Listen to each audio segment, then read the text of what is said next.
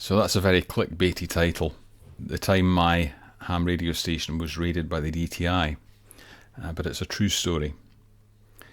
Now, I don't want this to become a nostalgia channel, but after I made the video about how I got involved in amateur radio, I realised that I should have included this story because it's funny and it's unusual.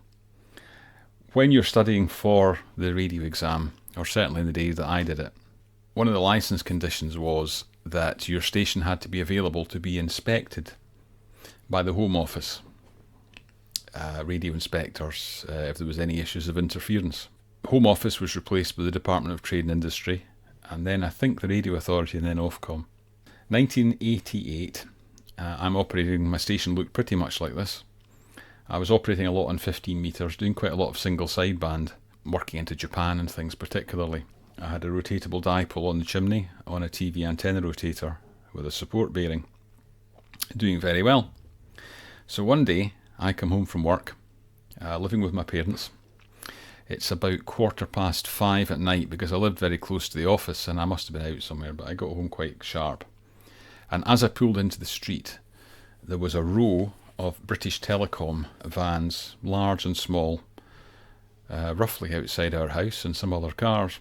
And I got to the house, pulled into the drive, opened the front door, and I could hear voices. So I opened the door to the left, which went into the living room. And there were all these men sitting there on the sofas and chairs and things. And my mum was pouring tea. And she said, "Oh, these men are here to see you."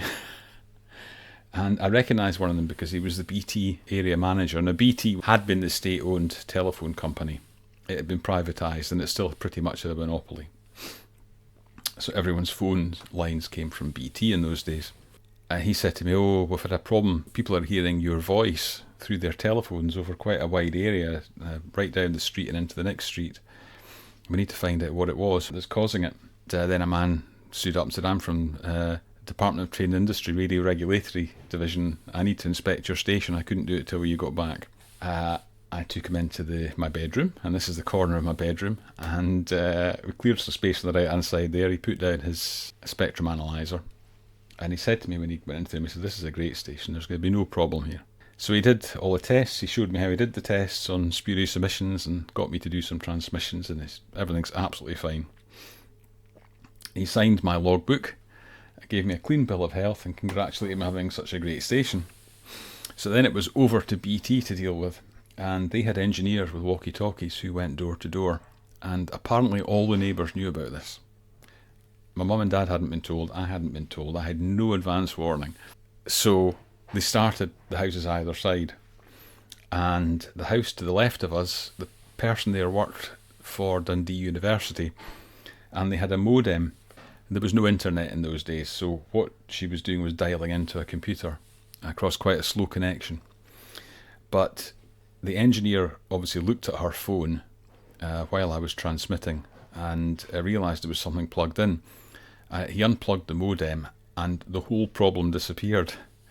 Now, it was a non-type approved modem, and I spoke to a telephone engineer recently who told me that American equipment has a wire that goes to Earth that can cause problems if it's wired into a British-style telephone system, and that probably was the root of the problem. The RF was then getting onto the phone lines and it was getting round the neighbourhood, because she would have been in quite a high field strength. The houses were quite close together, and my area was actually quite close to where this modem was. But that's what was causing it. So that was all sorted out. But I thought it was a funny story because I have never heard of anyone else having their station inspected by the authorities, ever. It's just such an unusual thing, and the way my mum reacted, making them cups of tea and stuff, it just was quite funny. So I hope you enjoyed that wee story, and I promise that future videos will be more technical and more practical. But thanks for watching, and 73s from GM4SVM.